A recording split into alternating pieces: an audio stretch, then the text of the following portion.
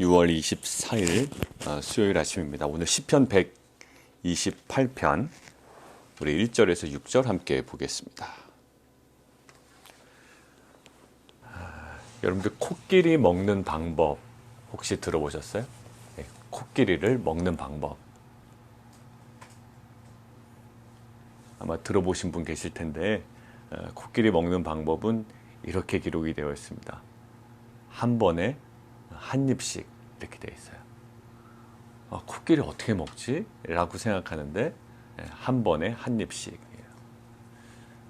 뭐 그냥 가장 작은 것부터 가장 기본적인 원리 어떻게 해요? 먹는 것부터 시작하면 된다라는 의미죠. 아마 이 이야기를 하니까 저희 아이들이 지금 굉장히 황당하다는 표정을 짓고 있는데요. 그런 거예요. 이게 마치 뭐와 같으냐면 교회 다니지 않는 불신자들에게 정말 세상의 복을 어떻게 받을 수 있는지 아니? 라고 우리가 물어보고 그러면 그 사람들은 뭐라고 생각할까요? 대단한 걸 생각할 거예요. 비즈니스를 잘하고 그다음에 직장에 좋은 데를 들어가기 위하여 내 학업의 진도는 어떻게 나가야 될 거며 그래야 내가 복을 누릴 수 있을 것이라고 막 설계를 해나간다고요. 집 하나는 질 거예요. 자, 그런데 우리의 답변은 뭘까요? 하나님 말씀에 순종해야 돼 라고 한다고요. 그럼 그들의 표정이 어떨까요? 지금 우리 아이들 표정과 같아요. 황당하다는 표정이죠. 코끼리 어떻게 먹는 줄 아니?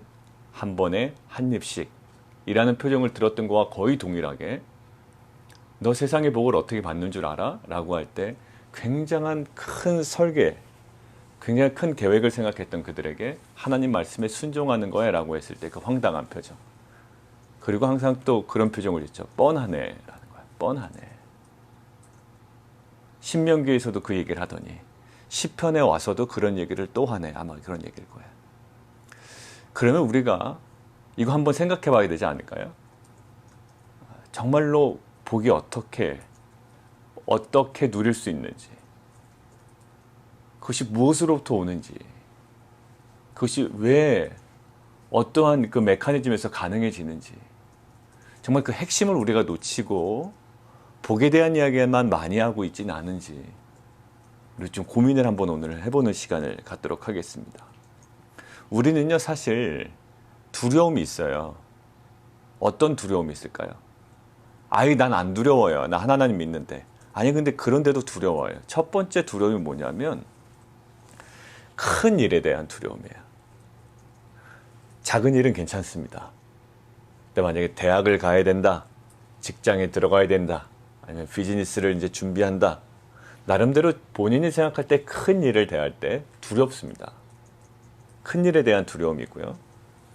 그 다음에 또 하나의 좀 불안함이 있는데요. 그 미래에 대한 두려움이에요. 지금은 잘 돼. 지금은 굉장히 상황이 좋단 말이죠. 근데 그 미래에 어떻게 될 것이냐에 대한 두려움은 항상 있어요. 지금 좋다고 나중까지 잘 되리란 보장이 없거든. 우리 교회 지금 괜찮은데요. 그런데도 항상 어떤 두려움이 있습니다. 그것이 긍정적이든 부정적이든 두려움이 있어요. 그다음에 또 어떤 두려움이 있냐면요. 자신의 강점, 스트렝스, 자신의 강점에 대해서는 괜찮아요. 난 달리기를 잘해. 나는 말을 빨리 해. 혹은 나는 말을 천천히 해. 나는 책 읽는 걸 좋아해. 그런데 자신의 연약함에 대해서는 굉장히 불안해요. 저보고 어디 가서 춤추라고 그러면 저는 완전 도망가요. 어떤 분위기가 한 사람씩 나와서 춤을 춘다 그런 분위기가 없지만 예전에 학교 다닐 때요. 대학교나 고등학교 다닐 때 춤추라고 그런 건 넌 너무 싫어했어요. 뭐는 좋아했을까요? 좋아하는 정도는 아니지만 부담을 느끼지 않는 건 있었어요. 노래 시키면 그냥 노래 그냥 하면 되지 뭐. 그냥 그런 마음이 있었어요. 연약함에 대한 두려움이 있고요. 큰 일에 대한 두려움이 있고요. 그다음 미래에 대한 두려움이 있어요. 자, 그럼 이 두려움을 어떻게 할 거냐라고 세상 사람들에게 물어볼 거예요. 이거 어떻게 해소할 수 있는 줄 알아? 라고. 그러면 전략과 심리학과 모든 것들이 다 나올 거라고요. 근데 제가 오늘 아침에 처음에 말씀드린 것처럼 코끼리는 한 번에 한 입씩 이라는 것을 오늘 본문 한번 보시겠습니까? 자, 연약함에 대한 두려움이 있고요. 그 다음에 미래에 대한 두려움이 있고 큰일에 대한 두려움이 있어요. 우리 가정은 내가 어떻게 하겠는데 이 전체 공동체를 내가 어떻게 감당할 수 있겠냐라는 그런 마음도 있다고요. 큰 벽처럼 느껴지죠. 네, 오늘 가만히 보세요. 자, 오늘 2절 보시면 내가 내 손이 수고한 대로 먹을 것이라 내가 복되고 형통하리로다. 뭐 그냥 그런 복 같아요. 그저 그런 복 같아요. 내 손이 수고한 대로 일한 만큼 누리고 먹는 건 그게 복이야? 라는 생각이 있습니다. 우리는 기독교는 가끔 불로소득이 간증이 되는 경우가 있어요.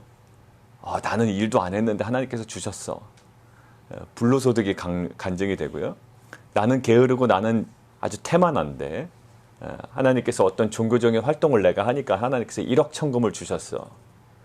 그건 실제적인 간증은 아니죠. 어제도 얘기한 것처럼 잠을 자라라는 얘기가 아니에요. 잠을 자는 동안에도 하나님께서는 복을 주신다. 너의 열심과 수고가 결국 모든 필요 충분 조건은 아니다라는 거예요. 헛될 수 있다라는 거죠. 하나님께서 함께하지 아니하시면. 자, 결국 일한 만큼 누리고 먹는 것이 복인데요. 그 복의 종류를 보니까 비교가 이렇게 돼 있어요. 내 집 안방에 있는 내 아내는 결실한 포도나무 같다라는 거예요. 포도나무 동그라미 한번 쳐보실까요? 포도나무. 집 안방이라는 것은요. 집에서 가장 깊은 곳을 얘기해요.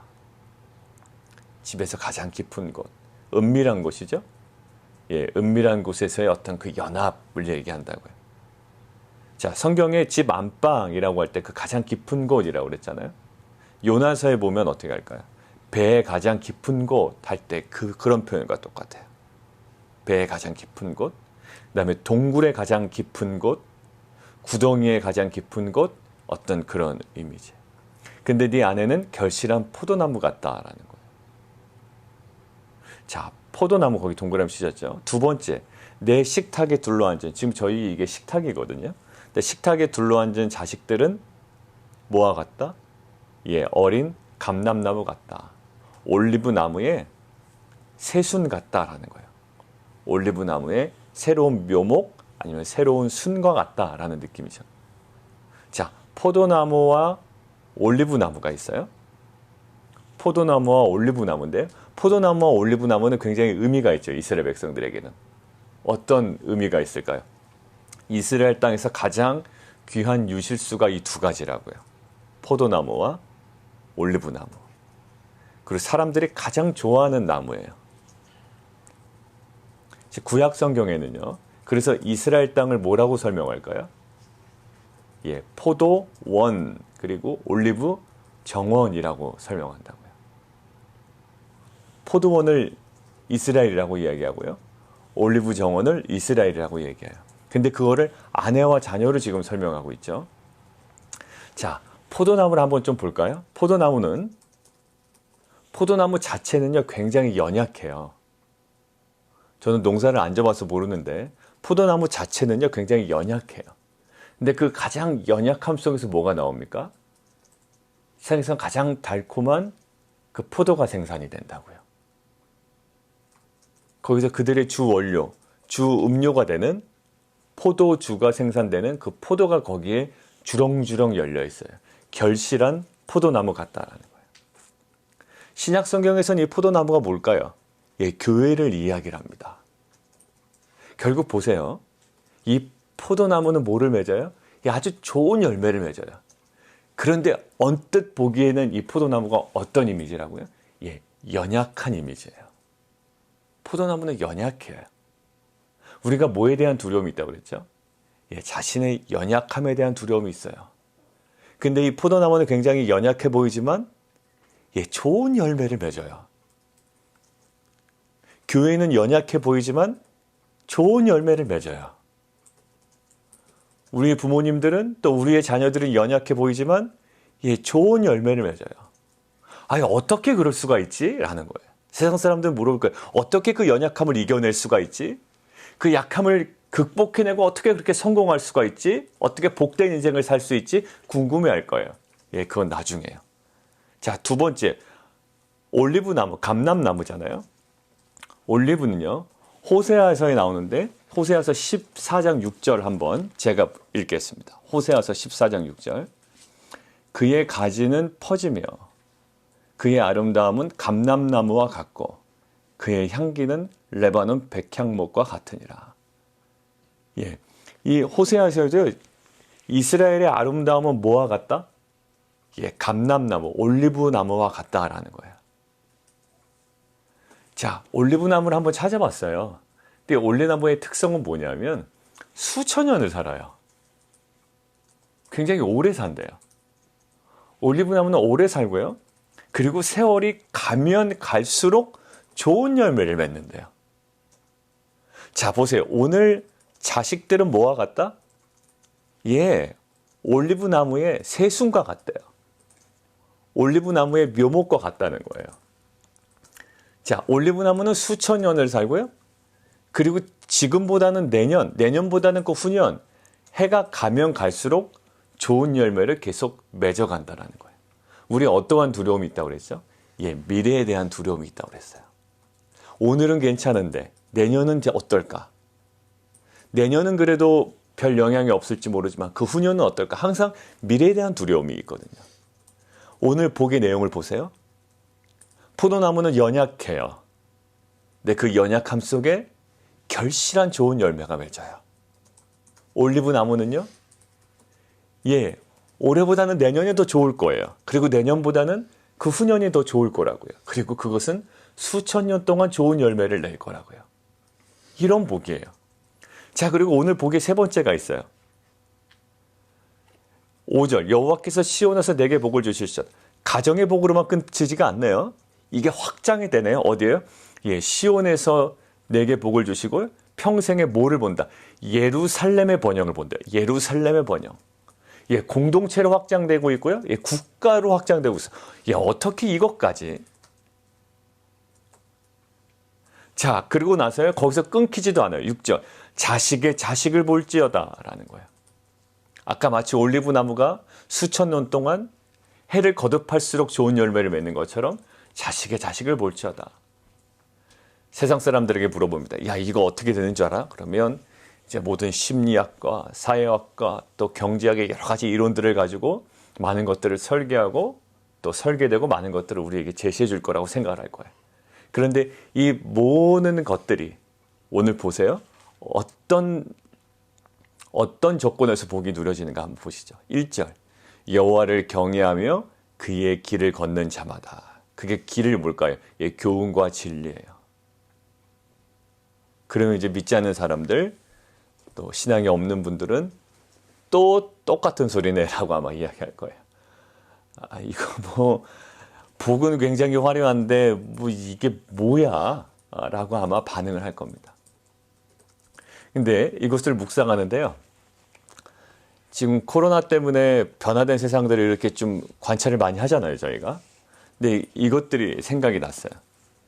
여러분들, 우리는 코로나 이 사태가 벌어지기 전에 환경 문제의 복구가 어렵다라고 저는 생각을 했어요. 아, 이거는 주님 오시지 않으면 이 대기 오염이나 이 환경이 파괴되는 것 실은 복구가 쉽지 않겠다라고 생각을 했어요. 그런데 코로나 사태가 터진 이후에 뜻밖의 변화를 우리는 경험하고 있어요. 어떤 변화일까요? 대기 오염의 수치가요, 많이 떨어졌어요. 한국의 황사 때문에 굉장히 힘들었다고 그러잖아요. 뭐 미세먼지 수치 때문에 힘들었다고 그러잖아요. 근데 코로나가 터진 이후에 황사나 미세먼지나 대기 오염의 수치가 상당히 호전됐어요. 근데 많은 분들이요, 이런 환경 문제가 굉장히 어려운 프로젝트라고 생각을 했다고요. 근데 이 수치가 왜 정상적으로 돌아오고 왜 떨어졌을까요? 예전에 뭘 안 했나요? 했죠. 국가 간의 연합, 어떤 프로젝트, 또 여러 가지 시도를 많이 했다고요. 국가 단위로 움직였어요? 국가 단위로. 아니요. 전 세계 단위로 이 문제를 해결해 보려고 움직였다고요. 그래도 꿈쩍 안 하던 이 환경 문제가 코로나 딱 터지고 나니까요. 이게 뭔가 자리가 잡혀가는 분위기인 거예요. 왜 변화되었다고 이야기할까요?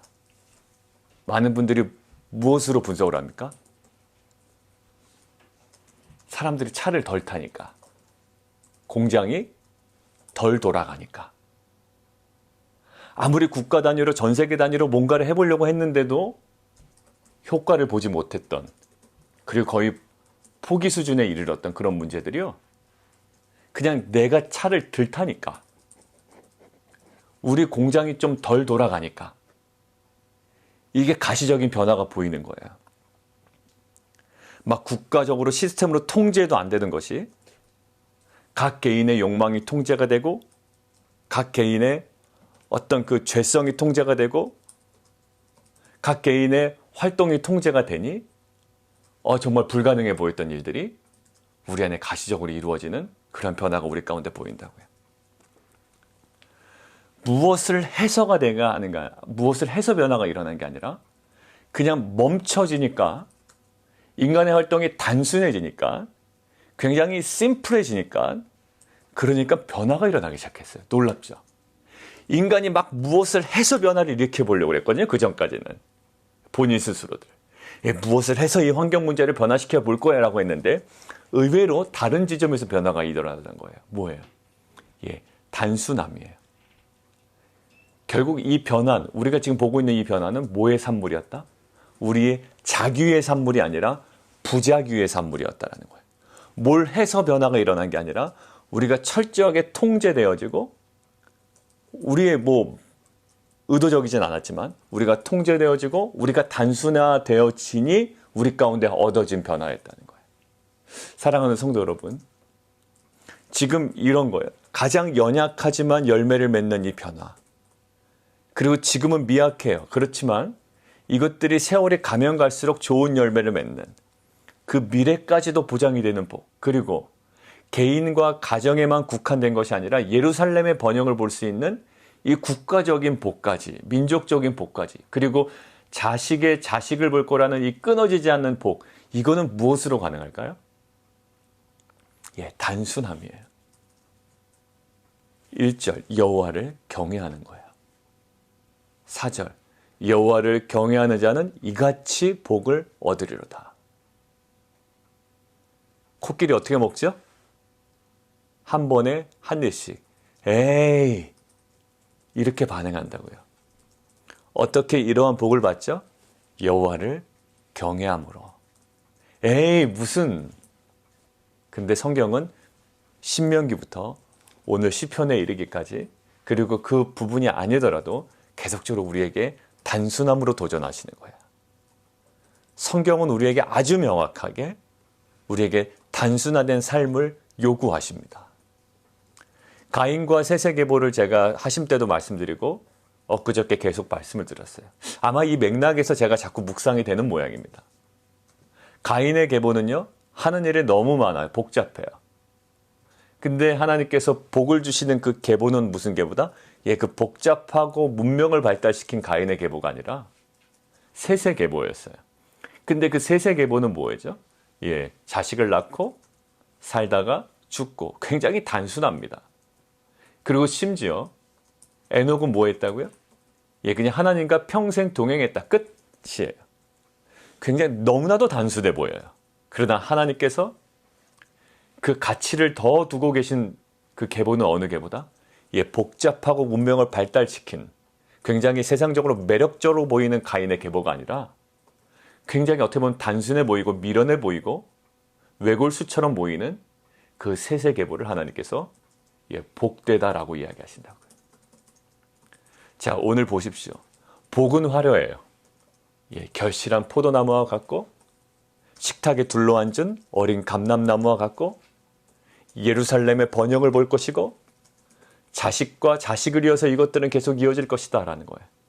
그러나 이 복잡하고 화려해 보이는 이 복 이면에 있는 그 모든 것들을 누릴 수 있는 그 핵심은 굉장히 단순합니다.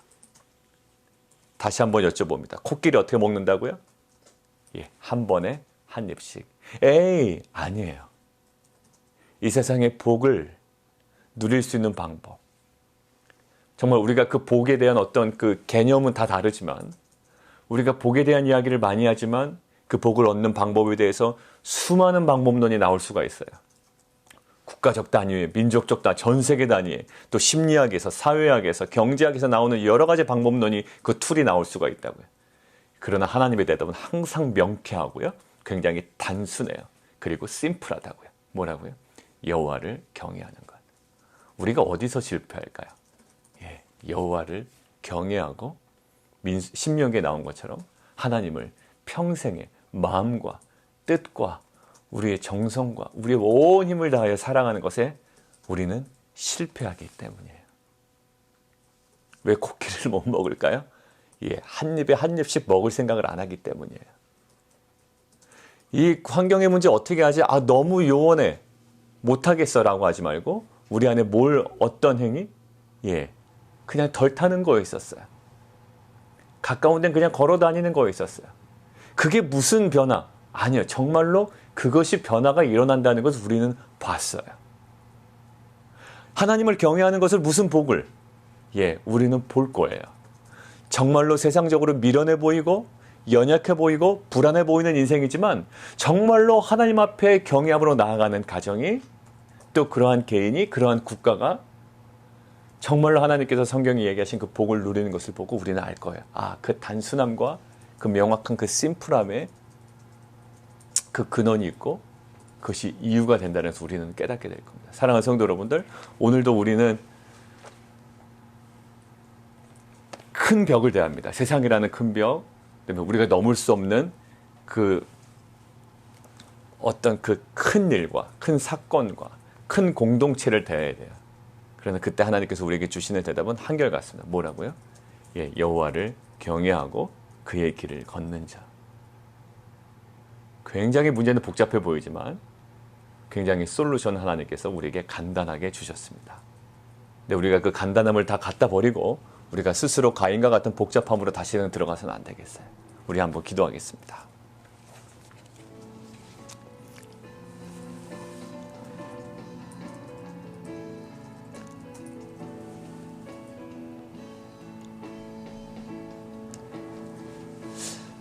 교회 또 얼마 다니지 아니하신 분들, 그리고 아직 믿음이 없으신 분들에게 말씀으로 돌아갑시다.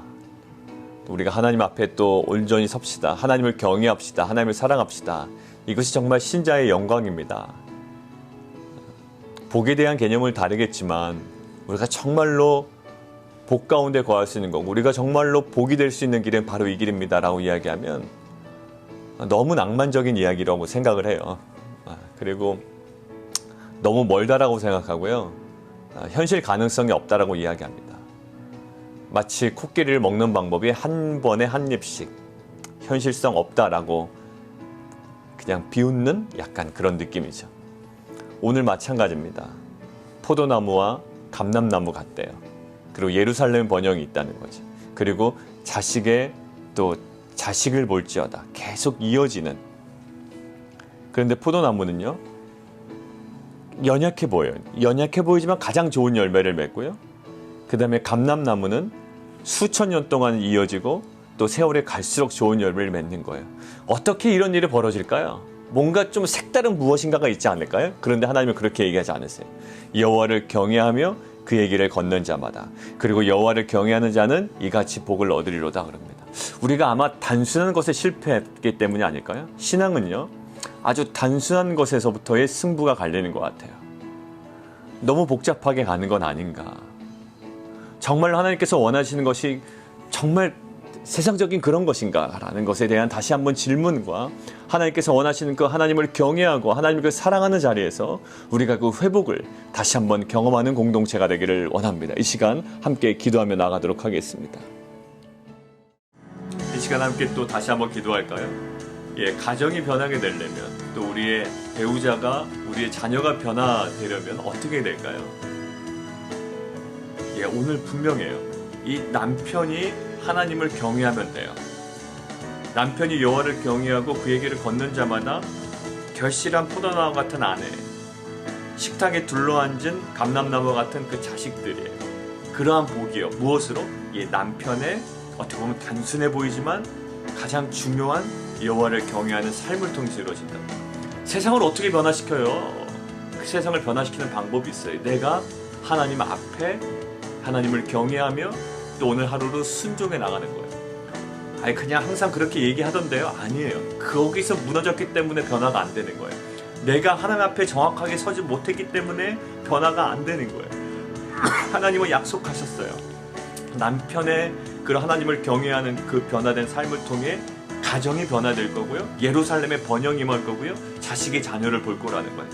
가장 단순해 보이지만 가장 명확한 그 자리를 우리가 놓치고 있진 않은지, 하나님 우리가 다시금 그 자리로 돌아가서 우리가 사업의 번영, 또 직장에서의 성공, 자녀의 성공, 그것들을 먼저 생각하기 전에 여호와를 경외하는 가장 기본적이고 근본적인 자리를 우리가 다시 한번 회복하기를 원합니다. 우리 다시 한번 기도할까요? 기도하면서 나가도록 하겠습니다. 살아계신 하나님, 결실한 포도나무와 같은 아내가 없는 것, 그건 아내 문제가 아니었습니다. 그리고 식탁에 둘러앉은 감람나무와 같은 그 자녀들이 없는 것, 자녀들 문제도 아니었습니다. 결국 이 남편이 여호와 앞에 경외함으로 온전히 서지 못한 결과였을 뿐입니다. 세상을 어떻게 변화시킬까? 자녀들을 어떻게 변화시키며 이 사업을 어떻게 변화시키고 이 직장에서 어떻게 성공을 거둘까? 우리는 굉장히 프랙티컬하고 또 구체적인 방법론을 생각하지만 하나님께서는 굉장히 심플한 그 가장 근본적이고 궁극적인 자리를 우리에게 보여주십니다. 여호와를 경외하는 것입니다. 너무나도 단순해 보이고 너무나도 멀어 보여서 포기했던 그 자리가 오히려 가장 중요한 은혜의 자리이며 회복되는 변화의 자리인 줄 믿습니다. 하나님, 우리가 그 세상의 그 많은 방법론을 이야기하기 전에 하나님께서 우리에게 요구하시는 여호와를 경외하며 그 얘기를 걷는 우리의 삶의 가장 기본이 회복이 되어가는 귀한 복된 하루 되게 도와 주옵소서. 예수 그리스도 이름으로 감사하며 기도합나이다.